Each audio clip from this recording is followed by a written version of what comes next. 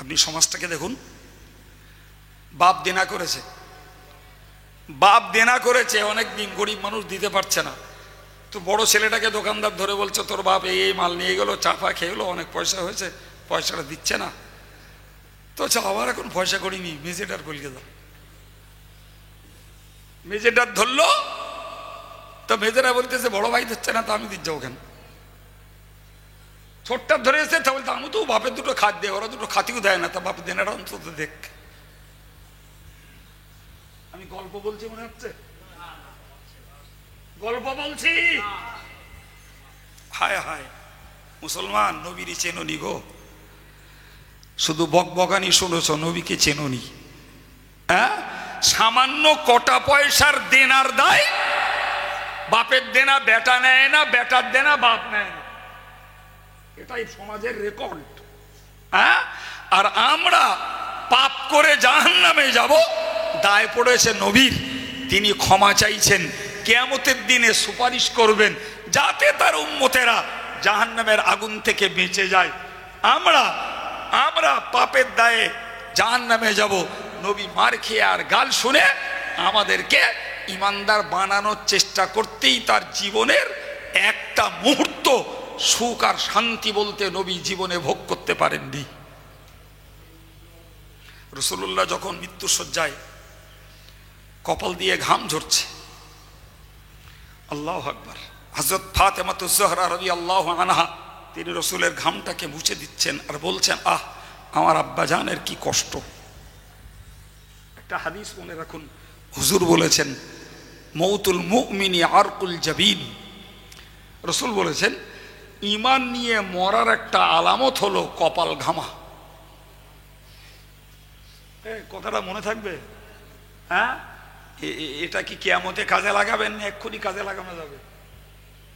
যে কোনো মুমূর্ষ ব্যক্তিকে হাদিসটাকে মুখস্থ করে খেয়াল রাখুন, যে দেখছেন লোকটার কপাল ঘামছে মরণের আগ মুহূর্তে, ভাবুন ওটাই রাসূল বলেছেন ঈমানের আলামত। সুবহানাল্লাহ, রাসূলুল্লাহর কপাল ঘামছে, আম্মাজান ফাতেমা মুছছেন আর বলছেন, আহা আমার আব্বার কিনা কষ্ট। আল্লাহ পাকের নবী ওই মুমূর্ষ সময়ে অস্ফুট স্বরে বলেছিলেন, ওমা ফাতেমা, ওমা ফাতেমা, তুমি কেঁদো না মা, কেঁদো না, তোমার আব্বার আজই কষ্টের শেষ দিন, আর কখনো তোমার আব্বার কষ্ট হবে না। তোমার আব্বা পৃথিবীতে কষ্ট করতেই এসেছিলেন, আজকেই সেই কষ্টের শেষ দিন। কষ্ট কার জন্য? নবীর গাড়ি বাড়ি, ছেলে মেয়ে বিয়ে দিতি, নবীর লাইফ স্টাইল বাড়াতি, কিসের কষ্ট? এই মানব জাতিকে ঈমানের পথ দেখাতে, ঈমানওয়ালাদেরকে আমলের পথ দেখাতে, কুসংস্কার থেকে জাতিটাকে বাঁচিয়ে সুন্দর সুশীতল রাস্তায় চালাতেই তো নবীর জীবনের কষ্ট, ঠিক না বল?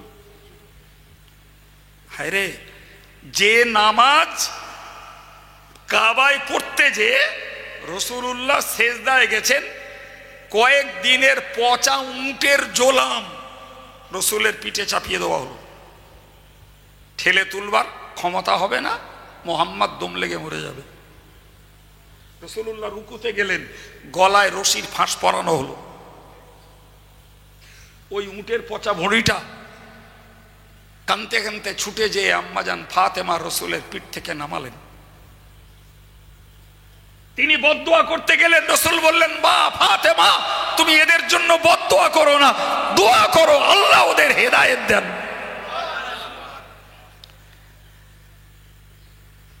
প্রিয় ভাই আমার, ওই রাসূলুল্লাহ মৃত্যু শয্যায় শায়িত হবেন, অসুস্থ খুবই, অসুস্থ খুবই। ভাই, মসজিদে নবাবিতে মুসল্লিরা ভরা, এশার নামাজ, রসুল এলে জমাত শুরু হবে রাত, আজকের টাইমে বলা যায় 8টা বেজে গেল, 9টা বেজে গেল, 10টা বেজে গেল, 11টা বেজে গেল, রসুল আসছেন না, রসুল অসুস্থ, উঠতে পারছেন না। হযরত বেলাল গেলেন রাসূলুল্লাহর কাছে, ইয়া রাসূলুল্লাহ, মুসল্লিরা নামাজের অপেক্ষায় থেকে থেকে থেকে থেকে ঘুমিয়ে পড়ছে। আল্লাহ পাকের নবী বললেন, মুরু আবু বকরিন ইউসাল্লি বিন নাস, হে বেলাল তুমি চলে যাও, আবু বকরকে আদেশ করো, আবু বকর মুসল্লিদের নামাজটা পড়িয়ে দিক। নামাজ শুরু হয়েছে। রসুল আলী আর আব্বাস দুজনকে ডাকলেন, ডেকে দুজনের কাঁধে দুটো হাত দিলেন। তারা রসুলের হাত মুবারক দুটো কাঁধে জড়িয়ে নিয়ে রসুল বললেন, জমাত হচ্ছে আর আমি বসে থাকবো, নিয়ে চলো। হাদিস পাকে এসছে এই পা এরকম তুলে ফেলার ক্ষমতা রসুলের ছিল না। আমাদের দেশীয় বাংলায় যারা বলে রসুলের পা দুটো এরকম নিচড়ে যাচ্ছিল। এই অবস্থায় একদিন জমাত ধরলেন। পরের দিন রসুল্লাহ জমাতে নামাজ পড়বেন বলে 3 বার উঠেছেন, 3 বার বলা যায় মাথা ঘুরে আবার শুয়ে পড়েছেন। এমতো অবস্থায় জানলার পর্দাটাকে খুলে রসুল্লাহ মসজিদে নববীর দিকে দেখলেন, কাতারে কাতার দেওয়া মুসল্লিতে ভরা। রসুল কেঁদে ফেললেন। আম্মা জান আয়েশা নবীকে বললেন, ইয়া রাসূলুল্লাহ, ইয়া হাবিবাল্লাহ, আপনি কেন কাঁদছেন? রসুল বলেছেন, ও আয়েশা, এটা আমার দুঃখের কান্না নয়, ব্যথা বেদনার কান্না নয়, এটা আমার আনন্দের কান্না। এই নামাজকে কায়েম করতে যে কাফেররা আমাকে বাধা সৃষ্টি করেছে, কাফেররা গলায় রশি পরিয়েছে, ওই কাফেররা আমাকে উটের জোলাম চাপিয়ে মারার চেষ্টা করেছে, নামাজে অমনোযোগিতা ঘটাবার জন্য হাতে তালি দিয়েছে, গালে সিটি বাজিয়েছে। আজকের আমি জমাতে নাই, অথচ নামাজি মায়েরা তারা মোহাব্বতে নামাজ আদায় করছে। আমার দিলটা আনন্দে ভরে উঠেছে। যেদিন আমি থাকবো না সেদিন ওই মুসলমানেরা কাতারে কাতার দিয়ে নামাজ পড়বে, এই আনন্দে আমি কাঁদছি। চালাকি মারা হচ্ছে। হ্যাঁ, নবী দিবস করা বেদাত। হ্যাঁ, এই কথাগুলো কোথায়? রাজনীতির মঞ্চে পাওয়া যাবে না স্কুল কলেজ আর ইউনিভার্সিটিতে কেউ বলে দেবে? হ্যাঁ, যে নবী এই দরদ দেখিয়ে তার জানের বিনিময়ে ঈমান প্রচার করেছেন, জীবনের বিনিময়ে আমল প্রতিষ্ঠিত করেছেন, গো ওই নবীর প্রতি তোমার কি কোনো দায়বদ্ধতা নেই? হ্যাঁ, নবীকে চিনবা না? হায় রে, আমার নিজের জীবনের উপরে আমার দরদ নেই, অথচ আমার নবী আমাদের জন্য, মানব জাতির জন্য, খাস করে ইমানদারের জন্য যে দয়া দেখিয়েছেন, বিশ্বে তার নজির নেই। আছে? আল্লাহু আকবার। ভাই, কথাগুলো শুনবার ভিতর দিয়ে নবীর কাছে আমরা ঋণে দায়বদ্ধ। নবী আমাদের জন্য দিয়ে গেছেন যা, তার কিচ্ছু আমরা শোধ করতে পারিনি।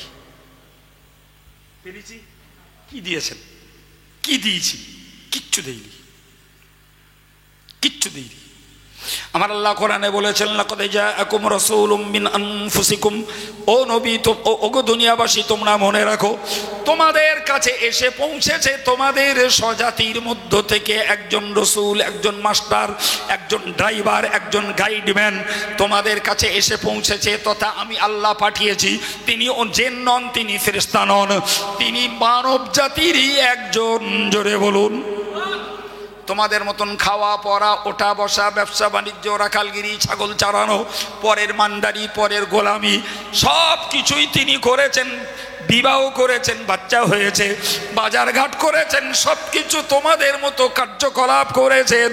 কিন্তু একটা কথা তোমরা জানো, আজিজুন আলাইহি মা আনিতুম, এমন একজন মায়াবী নবী, এমন একজন দরদী নবী, এমন একজন মানুষের প্রতি সহানুভূতিশীল নবী, তোমাদের কষ্ট হলে তিনি কষ্ট পান, তোমাদের ব্যথা লাগলে তিনি ব্যথা পান, তোমাদের শোকে তিনি শোকাহত হন। সুবহানাল্লাহ, আল্লাহু আকবার। ওরকম রেকর্ড পরিবারেও সবার পাওয়া যাবে না। ভাইয়ের বিপদে ভাই হাসে। কথা বলছেন না কেন? হ্যাঁ, প্রতিবেশীর কারুর বিপদে আর একজন বলে, বেটা এবার জব্দ হয়েছে। হ্যাঁ, তুমি কোন নবীর উম্মত চিনবা না, নবীর ভক্তি করবা? তুমি নবীর ভক্তি করবা না, তুমি আল্লাহওয়ালা হবা, আল্লাহর ভালোবাসা জোগাড় করবা, আর আল্লাহর ভালোবাসা জোগাড় করবা না, জান্নাতে যাবা। তোমার আশায় ছাই। নবীকে চেনো, নবীকে ভক্তি করো, নবীর পথ ধরে আল্লাহকে ভক্তি করো, আল্লাহর হুকুমের গোলামি করো, তবেই তো জাহান্নাম থেকে বেঁচে জান্নাতে যাওয়ার আশা একদিন আল্লাহ চাহে তো পূরণ হবে। সম্মানিত ভাইরা আমার,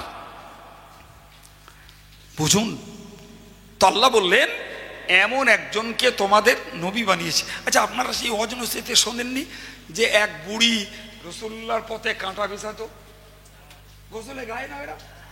হ্যাঁ, এখনো তয়েফে গিয়ে দেখলাম একটা জায়গায় বোর্ডে লেখা আছে রাসূলের পথে কাঁটা বেছানো বুড়ির ঘর। তয়েফে আমি গত বছর দেখে এলাম। জি ভাই, বাকি এর তথ্যসূত্র কতটা সঠিক কতটা বেঠিক সেটা অনেক ভাববার বিষয়, কিন্তু আজও সৌদিতে খোদ তয়েফে লেখা আছে। তা বুড়ি কাঁটা বিছাতো, সে বুড়ি আর কাঁটা বিছায় না। রসুল গেলেন তার বাড়ি। যে বুড়ি কাঁটা বিছায় আর তুলে দেয় জিবরিল আমিন, রসুলের পায়ে একটাও ফোটে না। জি, বুড়ি যখন কাঁটা বিছানো বন্ধ করলো, জিবরিল বলল ইয়া রাসূলুল্লাহ আপনি যান, পথে কাঁটা নেই। আজ বিছলো না, কাল বিছলো না। রসুল খোঁজে খোঁজে বুড়ির বাড়ি গেলেন, গিয়ে দেখে বুড়ির জ্বর হয়েছে। তো রসুল যে কি আফসোস করলেন, রসুল্লাহ কত আক্ষেপ করলেন, আল্লাহ তুমি এনাকে সুস্থ করে দাও, আল্লাহ তার দুর্বলতাকে সবল করে দাও। রসুল্লাহ গিয়ে যখন বুড়ির জন্য ওই রকম দিল ভরা দোয়া করছে, বুড়ি লজ্জায় মরিয়া হয়ে গেছে। কি সব না বলো দিন, এই লোকটার ক্ষতি করার জন্য, ব্যথা দেওয়ার জন্য, কষ্টের জন্য আমি কাঁটা বিছাই, আর আজকে আমি অসুস্থ, আর সেই লোকটা আমার সুস্থতার জন্য প্রাণ ভরে দোয়া করছে। ও বুড়ি আর কোনদিন কাঁটা দেয়নি বলো? সুবহানাল্লাহ বলবেন? ও বুড়ি, বুঝুন নবীর দরদ, নবীর মমতা। আব্দুল্লাহ ইবনে উবাই একটা মস্ত বড় মুনাফিক, জীবনে যে কতবার গোপন প্রকাশ্যে নবীর দুশমনি করেছে তার ইয়াত্তা নেই। অথচ আল্লাহর কি ইচ্ছা, তার ছেলেটা হলো রসুলের একজন পাক্কা সাহাবী। সুবহানাল্লাহ। তো তার আব্বা ইন্তেকাল করছে, ছেলেটি নবীর সাহাবী, তিনি এসে রসুলের কাছে বললেন ইয়া রাসূলুল্লাহ আমার আব্বার অন্তিম মুহূর্ত, তো যদি আপনি আপনার ব্যবহার করা একটা কামিজ, একটা জামা যদি দেন, তাহলে ওই জামাটা ছিঁড়ে ফেড়ে আমার আব্বার কাফনের কাপড় বানাবো। কেন বলেননি? কারণটা হলো, যদি রসুলের গায়ে স্পর্শ করা জামা আমার আব্বার গায়ে থাকে, তাহলে কবর আর আমার আব্বারে আযাব দেবে না। কথা বুঝতে পারেননি বাপ? এটা ছেলের বিশ্বাস। কার বিশ্বাস? নবী তো এক কথা বলতে পারতেন, যাও বাবা তুমি সাহাবী ঠিক আছো, তোমার আব্বা সারা জীবন আমার গালি দিয়েছে, শত্রুতা করেছে, দিন প্রচারের পথে বহুত ব্যাঘাত সৃষ্টি করেছে, তা আমি তোমার আব্বার এই জামা দেবো না। মানুষ হিসাবে রসুল বলতে পারতেন না? পারতেন না একদম। আমরা হলি এক চান্সে বলবো নাকি দেরি করব? দেরি করব মোটেই না। আল্লাহ পাকের নবী বললেন যাও, তোমার আব্বা ইন্তেকাল করলে জামাটা নিয়ে যেও। সুবহানাল্লাহ বলেন। নবীর চিন্তা, ও গাল দিয়েছে, ওপর সমালোচনা করেছে, শত্রুতা করেছে, বিরোধিতা করেছে, যা করেছে করেছে, তারপরে যদি আমার জামাটা ওর গায়ে লেগে থাকলে যদি কবরের আযাব থেকে নাজাত পায় তা পাক। সুবহানাল্লাহ বলেন। দরদ কার বেশি? সে বেটা নিজে জাহান্নামে পুড়বে ও ভয় তার লাগেনি, আমার নবীর দরদ লাগছে, কেউ তো কবরে আযাব ভোগ করবি, যদি এইটা দিলে আযাব থেকে বাঁচে। ছেলেটা লোকটা ইন্তেকাল করলো, করতেই ছেলেটা এলো এবং জামাটা নবী দিয়ে দিলেন। দিয়ে দেওয়ার পরে বাড়ি গেছে। ছেলেটার একবারও মন বলিনি যে আমার আব্বা এত বড় নবীর দুশমন, তারপরেও আমার আব্বার জন্য আমার নবী জামা দেবে। জামা যখন পেয়েছে না, মনটা একটু হালুচালু করেছে। কি বলেন দিন? বলছে যদি একবার রসুলুল্লাহ আমার আব্বার জানাজাটা পড়ে দিত তাহলে আমার মনটা বিরাট খুশি হতো। বুঝতে পারেননি? আরে বাবা, নবীর জানাজা পড়া মানে নবীর পক্ষ থেকে ওই মাইয়েতের জন্য আল্লাহর কাছে ক্ষমা চাওয়া। সুবহানাল্লাহ বলে। জানাজা মানেই হলো মাইয়েতের জন্য ক্ষমা। মানে অনেক সময় দেখেন না যে নিজেদের ইমাম আছে, তারপরেও বলছে আমি একটা ইচ্ছা অমুক হুজুরকে দিয়ে আমার বাপের জানাজাটা পড়াবো। ইমাম সাহেব বললো ঠিক আছে আনুন, জায়েজ আছে, নিয়ে আসুন। এই কেন? ইমামও যে দোয়া পড়বে উনি এসেও সেই দোয়া পড়বে, কিন্তু ব্যক্তি বিশেষের পার্থক্যের কারণে মানুষের মনের একটা টান হয়। কথা বলে তো এই আব্দুল্লাহ ইবনে উবাই মুনাফিকের ছেলে রাসূলুল্লাহকে এবার গিয়ে বলল, হুজুর আমার আব্বার জানাজাটা আপনি একটু পড়ে দেবেন। রসুল আগে জামাত এসে বলল। রসুল অকপটে বললেন ঠিক আছে, তৈরি হও, রেডি হয়ে গেলে বলবে, আমি যাব।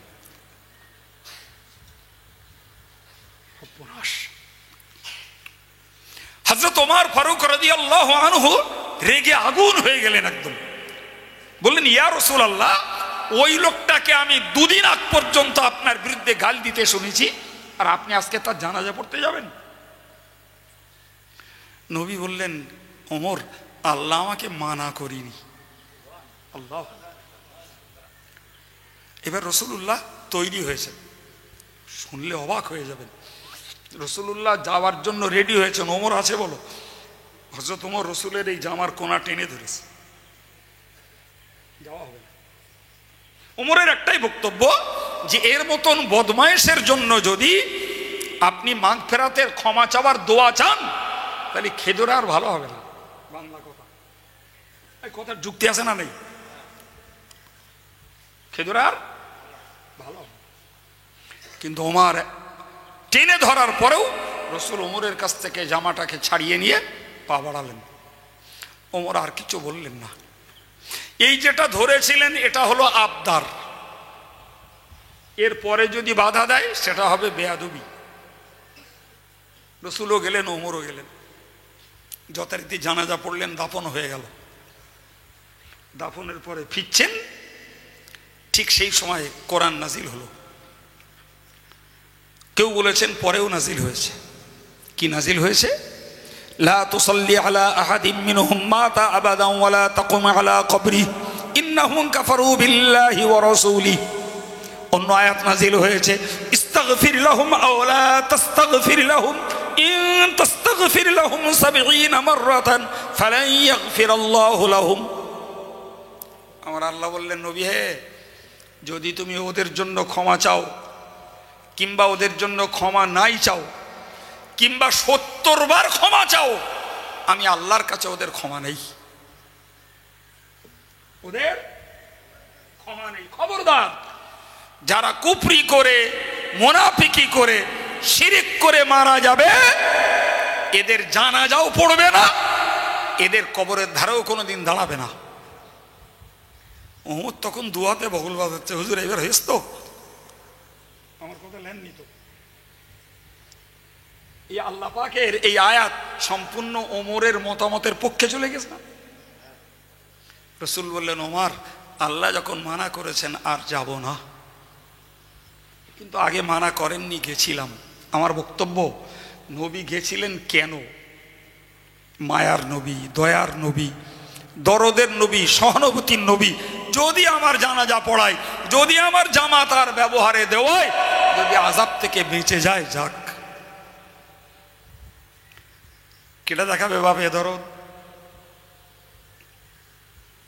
আপনি জানেন সুন্নতুল জামাতের যত সদস্য আছে এদের সব ব্লাড গ্রুপ নিয়ে আছে। Blood group. আমাদের কোনো নিজস্ব লোক যখন আল্লাহ না করুন হসপিটালে ব্লাডের প্রয়োজন হয়, তো অনেকেই আমাদের কাছে চায়, বিশেষ করে দায়িত্বে থাকে মাতিন সাহেব। তো মাতিন সাহেব রেজিস্টার খুললো, দেখলো ডি গ্রুপের কি বি গ্রুপের ব্লাড, তো দেখা গেল বকচরার একজনের আছে, ওই ভাঙড়ের একজনের আছে, ওই সন্দেশখালীর একজনের আছে। তাদের সঙ্গে যোগাযোগ করা হলো, জি, তো তারা সরাসরি হসপিটালে যেয়ে ব্লাড দিয়ে আসি, তা না হলে কার ব্লাড ঢুকিয়ে দেবে তার ঠিক নেই। এর আর কিছু না হোক, অন্তত ইমানদার মুসলমান নামাজি মুসল্লি ছেলে পেলে। আর ব্লাড ব্যাংকের ব্লাড কিনলি কার রক্ত? সে খ্রিস্টান না পীর সাহেবের? ওতে দাঁতাল মাতাল খেঁদো সুৎকর মতকর জৈন খ্রিস্টান বৌদ্ধ হিন্দু মুসলিম সব রকমের রক্ত সেখানে জমা হয়। রক্ত তো সব লাল, কিন্তু রক্তেই তো চরিত্র গড়ে। বিশ্বাস করুন, আপনি কুকুরের রক্ত মানসিক দেবেন, ও ঠ্যাং তুলে পেচ্ছাপ করা শুরু করবে। ব্লাডই চরিত্র গড়ে। প্রিয় ভাই আমার, আমি চট করে কথাটা এই জন্যই বললাম, মনে রাখার দরকার যে রাসূল করিম সাল্লাল্লাহু আলাইহি ওয়াসাল্লাম তিনি এই যে দরদটা দেখাতে গেছেন, কিসের দরদ? জাহান্নাম থেকে আগুন, জাহান্নামের আগুন থেকে বাঁচার দরদ দেখাতে গেল। আজকের যুগে আপনি নরমালে কারোর কাছে চাবেন, তোর এমনি ব্লাড এক্সট্রা আছে, হিমোগ্লোবিন তোর 12, তুই দে না 250 ml ব্লাড, কিচ্ছু হবে না। না, মাথা ঘুরবানি, শরীর খারাপ হবে নি, 250 ব্লাড আর কি করে তৈরি হবে? আর আজকে ব্লাড ক্যাম্প তৈরি করে লক্ষ লক্ষ টাকার ব্যবসা করা হচ্ছে। আপনি ব্লাড দেন আর একটা কার্ড নিয়ে যান, এ গ্রুপের ব্লাড নিই, ও গ্রুপের ব্লাড নিই, ব্লাড ব্যাংকে এখন ব্লাড নিকো টাকা দিয়ে কিনতে হবে। অতি সহজে আপনি নর্মালে ব্লাড পাবেন না, পাবেন না, পাবেন না। যতই ব্লাড ক্যাম্প করেন, ও তো লক্ষ লক্ষ টাকা বিক্রি হয়ে যাচ্ছে ওসব ব্লাড। যাই হোক, আমি আয়াত বোঝাতে চাইছিলাম যে মানুষের প্রতি নবীর যে দরদ, ইমানদারের প্রতি নবীর যে দরদ আর ঘনিষ্ঠতা, সারা পৃথিবীর সমাজে তার রেকর্ড খুব বেশি পাওয়া যাবে না। বাপ আমার আল্লাহ বললেন, হারিসুন আলাইকুম বিল মুমিনিন, এমন একজন মানুষকে তোমাদের জন্য নবী বানিয়েছি যিনি তোমাদের সুখ শান্তি সচ্ছলতা রোগ মুক্ত জীবন এবং তোমাদের জাহান্নাম মুক্ত জীবন দেখতে বড় আগ্রহী, জান্নাতি তোমরা হও, এটাই নবীর কাছে বড় সুখের খবর। আল্লাহু আকবার। সমাজে দেখবেন বেয়াদবি, ক্ষমা চাচ্ছি, কেউ গায়ে পেতে নেবেন না জি, যদি এলাকা সিপিএম অধ্যুষিত হয় আর টিএমসি ছেলে যদি অপরাধ করে, তারে কিভাবে জেলে দিন কতক রাখা যায় ব্যবস্থাটা করে দেবে। যদি টিএমসি যদি ক্ষমতায় থাকে আর সিপিএম এর ছেলে যদি অপরাধ করে, তার সামনে বলে দেবে এর মতন ছেলে হয় না, এর ধরে নিয়ে গেলে ঠিক আছে তোমরা যাও থানায়, আমি যাচ্ছি। আর এরা চলে গেল বলে হ্যালো স্যার ওই হচ্ছে ক্রিমিনাল, সমাজ বিরোধী, ভালো করে টাইট করে দেবেন। আমি যতই বলি ছাড়বেন না। জানো, এটাই হচ্ছে আমাদের সামাজিকতার ভিত্তিতেও রাজনৈতিক স্বার্থের দরদ। তার পাড়ার ছেলে 10 দিন জেলে খাটলি তার আনন্দ। কথা বলছেন না কেন? হ্যাঁ, আর আমার নবী কেউ জাহান্নামে যাক এতে দুঃখিত, বরং জান্নাতে যাক এটাই দেখতে নবী আগ্রহী। এই নবীর চিনতে উম্মতের এখনো বহুত বাকি, বহুত। সম্মানিত ভাইরা আমার, আমার আল্লাহ বলেছেন বিল মুমিনিনা রাউফুর রহিম, ওই নবী হলেন ইমানদারদের প্রতি স্নেহশীল এবং ইমানদারদের উপরে দয়াশীল। শুকরিয়া আল্লাহর দরবারে কোন রাজনীতির নেতা কি বলবে, কোন দল আমারে কি করবে, ওটা দুনিয়ার খেলা। আমি যদি হতে পারি আল্লাহওয়ালা, আমি যদি হতে পারি নবীওয়ালা, আমি যদি হতে পারি রসুলের হুকুমের গোলাম, আমি যদি হতে পারি শরিয়াতের গোলাম, কোরআনের গোলাম, আমি যদি হতে পারি নবীর সুন্নতের গোলাম, আর কিচ্ছু না হোক, দুনিয়ার কটা দিন কষ্ট করে কাটলে মরণের পরে ওই নবীর শাফাত আমাদের নসিবে জুটবে। আপনি জানেন, জীবনব্যাপী শুনেছেন যে মানুষকে মারা গেলে কবরে দেওয়ার পরে মুনকার নাকির ফেরেশতা আসবে, এসে বলবে মান রব্বুকা, তোমার রবকে, ওমান নাবিয়ুকা, তোমার নবীকে, ওমা দীনুকা, তোমার ধর্মটা কি? উত্তর হলো রব্বি আল্লাহ নবী মুহাম্মদুর রাসূলুল্লাহ দীনি আল ইসলাম। আমার রব আল্লাহ, আমার নবী মুহাম্মদ, আমার ধর্ম ইসলাম। এই কমন প্রশ্ন উত্তরটা আমরা নামাজ শিক্ষা বইতেও পাই, ইমাম সাহেবদের কাছ থেকেও শুনতে পাই, ওয়াজের মজলিসেও মাঝে মাঝে শুনি না বাবা? কিন্তু জানেন হাদিস শরীফে একটা কথা আছে, এটাও হাদিসের কথা, কিন্তু একটা কথা আছে, কবরে প্রত্যেকটা মাইয়াতকে রাসূলুল্লাহ ছবি দেখানো হবে। কি দেখানো হবে? রাসূলুল্লাহ ছবি দেখানো হবে। দেখে জিজ্ঞাসা করা হবে, হাল তারিফু হাজার রজুল, তুমি এই লোকটাকে চেনো? না, আমরা নবীর 1400 বছর পরের লোক, ফিজিক্যালি হারগিজ নবীকে দেখিনি, ঠিক না ভুল? ঠিক। কিন্তু যে লোকটা নবীকে চিনেছেন আমলে, নবীকে চিনেছেন সুন্নতের ভিতর দিয়ে, নবীর কথাকে মান্য করে চলেছেন, ওই লোকটা এক চান্সে বলবে অবশ্যই চিনি, ইনি আমার নবী মুহাম্মদুর রাসূলুল্লাহ। বাস, তার জন্য খালাস সার্টিফিকেট তৈরি হয়ে গেল। যে কপাল পোড়া নবীকে চিনল না, জানলো না, নবীর প্রতি মোহাব্বত করলো না, নবীর কথার মান্যতা দিল না, প্রিয় ভাই আমার, ওই কপাল পোড়াকে যেই দেখানো হবে বলবে হা হা লাদ্রি, আমি তো জানি না এই লোকটাকে। বাবা, তাহলে নবীকে চিনতে গেলে নবীর কথার কি করতে হবে? অমান্য করে চলতে হবে, নবীর কথা মানতে হবে, নবীর গোলামি করতে হবে। কেউ কম করে, কেউ বেশি করে, যার কম আছে তার চেষ্টা করতে হবে। আমি একটা একটা করে বেশি যদি করতে পারি, চেষ্টা করতে হবে। জি, তাহলে নবীর জীবন শুনলে পরে মানুষের আমলের আগ্রহ হয়, অন্তরে একটা মহাব্বতের জোয়ার তৈরি হয়, এবং যে আমলগুলো করে না সে আমলগুলোর প্রতি তার একটা টান আসে, যে আমলগুলো করে সে আমলগুলোর উপরে তার জমে থাকতে ইচ্ছা হয়। নবী ওই মক্কাবাসীতে এসে প্রথম বলেছিলেন, ইয়া আইয়ুহান নাস, হে মানুষেরা, কুলু লা ইলাহা ইল্লাল্লাহ, তোমরা বলো আল্লাহ ছাড়া কোনো উপাস্য নেই, আল্লাহ ছাড়া উপাস্য নেই। লাআল্লাকুম তুফলিহুন, এই কথাটি যদি তোমরা বলো, আশা করা যায় তোমরা জয়লাভ করতে পারবে, তোমরা সফলতা লাভ করতে পারবে। জোরে বলুন সুবহানাল্লাহ। ভাই, এই জাতীয় কথাটা মুহাম্মদ সাল্লাল্লাহু আলাইহি ওয়াসাল্লামের আগে মক্কা ভূমিতে দ্বিতীয় কেউ বলিনি। তার মানে কি? একদম নতুন কথা। ফলে অধিকাংশ লোক মানল না, সমালোচনা করতে শুরু করলো, বিরোধিতা করতে শুরু করলো, নবীর দুশ্মনী করতে শুরু করলো। অল্প কিছু লোক ধীরে ধীরে মানতে এগুলো।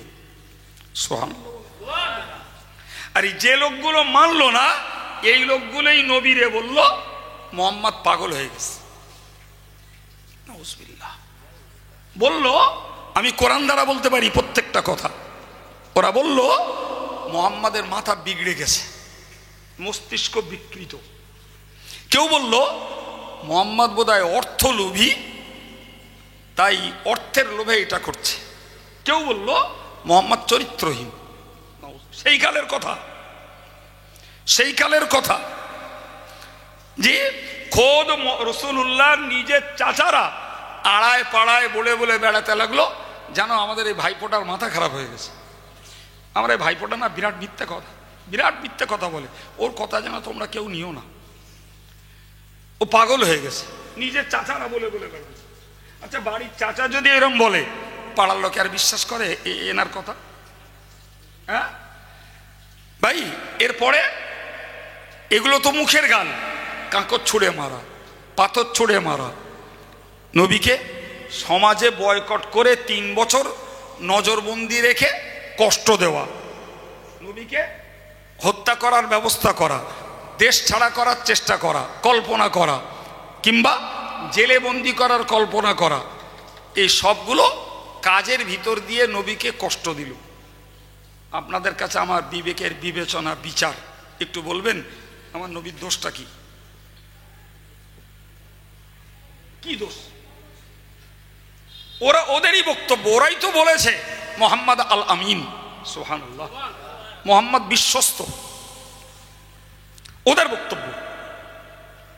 ওরাই হাত চোখের সামনে দেখেছে। আল্লাহু আকবার। যে ছেলেটা বলতো আমি খেলার জন্য সৃষ্টি হইনি, যে ছেলেটার মুখ থেকে কোনোদিন তারা একটা মিথ্যা কথা খুঁজে পাইনি, যে ছেলেটা কোনোদিন কারোর সঙ্গে আড্ডা দিত না, যুবক হওয়ার পরে কোনো মেয়ের দিকে লোভনীয় দৃষ্টি দেয়নি, যে যুগে মদ চলতো ওই মানুষটা কোনোদিন মদের গ্লাসে হাত দেয়নি, এক পয়সা সুদের পয়সা খায়নি, কারোর প্রতি চড়াও হয়নি এবং কারোর প্রতি গালিগুলুজ করিনি, বড়র প্রতি, মাঝারের প্রতি, ছোটর প্রতি, নারী পুরুষ, স্ত্রী সন্তান সবার প্রতি এমন কোনো ব্যবহার আমার রাসূলুল্লাহ করেননি যাতে কেউ আঙুল তুলতে পারে। সব ওদের দেখা। জি, সেই লোকগুলোর কাছে যখন নবী ওই কলেমার বাণী প্রচার দিলেন, তারা একদিকে মুখে গালি দিল আর কাজে নবীকে সমস্ত রকমের ক্ষতি করার চেষ্টা করল।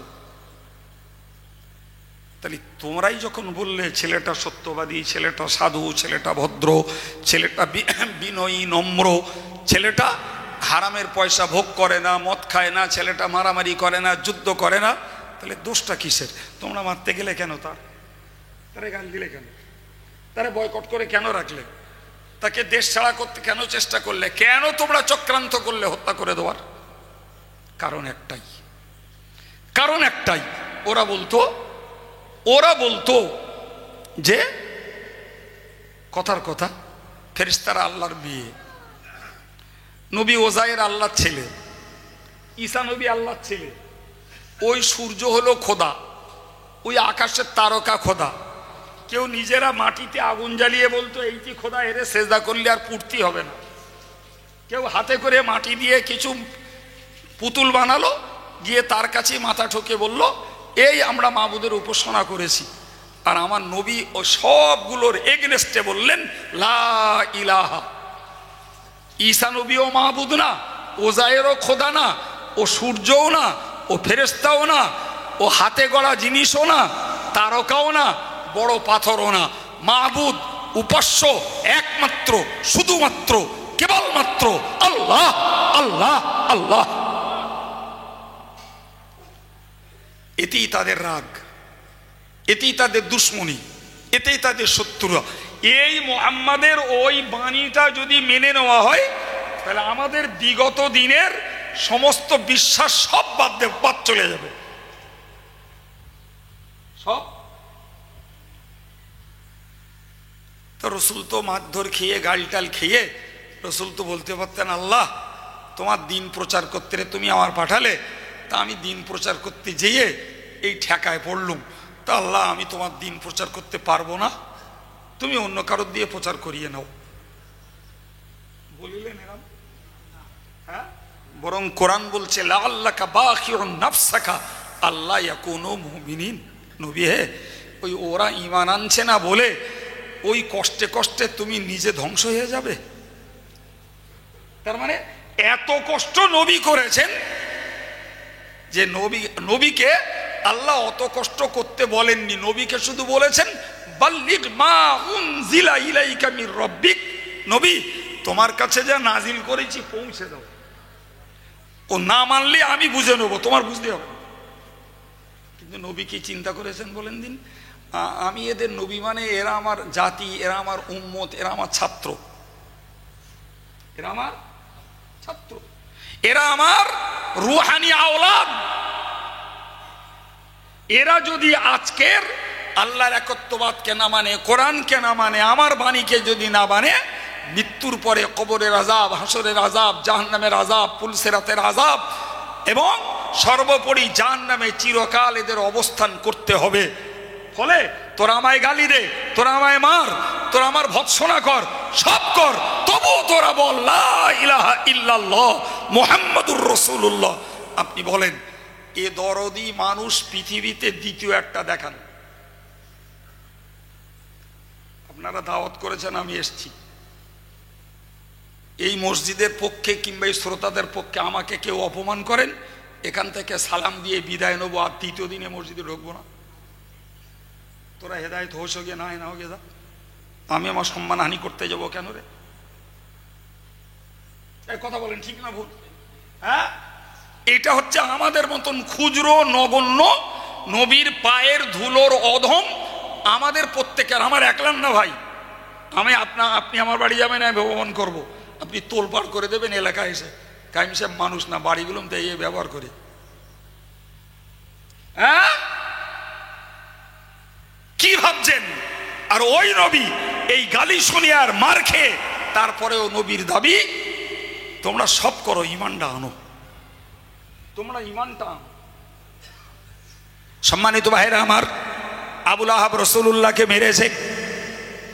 রসুল একে তো পরিষ্কারের চোটে, রসুলের লালি আভাযুক্ত চামড়া, যে কোনো জায়গায় টোকা মারলে মনে হয় রক্ত বার হবে, আর ওর ওপরে যদি আঘাত পড়ে আরো লাল বর্ণ ধারণ করবে না, গোটা চেহারাটা রক্তিম আভা ধারণ করেছে। ওই অবস্থার ভিতর দিয়ে নবী আবুল আহাবের কাছ থেকে মার খেয়ে ফিরে এলেন। নবীর আর এক চাচা, তিনিও তখন কাফের, পরবর্তীকালে তিনি মুসলমান হয়েছেন। হযরতে হামজা রাদিয়াল্লাহু আনহু নবীকে বললেন, ও বাবা মুহাম্মদ, তোমার কি হয়েছে? নবী বললেন, চাচা আবুল আহাব আমাকে মেরেছে। হামজার বক্তব্য হলো, মুহাম্মাদের কথা নাইবা মানি, মুহাম্মদ অন্য ধর্মের প্রচার করছে, সেটাকে আমি না মেনে নিতে পারি, কিন্তু ছেলেটি ভালো, সে আমাদের বংশের ছেলে, তার প্রতি এই দৈহিক অত্যাচার কেন? হামজা সহ্য করতে না পেরে ছুটে গেলেন এবং আবুল আহাবকে মেরে এসে নবীকে বললেন, ও বাবা তুমি কেঁদো না বাবা, তোমাকে মেরেছে বিনিময়ে আমি আবুল আহাবকে মেরে তার প্রতিশোধ নিয়েছি। রসুল কান্নায় ভেঙে পড়লে বললেন, ও চাচা যান, আপনি আমার হয়ে মারির প্রতিশোধ নিয়েছেন, ওতে আমি সন্তুষ্ট নই। আপনি যদি কলেমা পড়ে মুসলমান হয়ে যেতেন, এর থেকেও অনেক বেশি সন্তুষ্ট হতাম। এবার বলেন, ওই আয়াত বলেছিলাম, জানের দরদ আমাদের বেশি না আমাদের প্রতি নবীর দরদ বেশি? এতক্ষণ পরে বুঝতে পেরেছেন যে আমাদের নিজেদের জানের ওপরে আমাদের যে দরদ, তার থেকে অনেক বেশি দরদ আমাদের প্রতি আমার নবীর।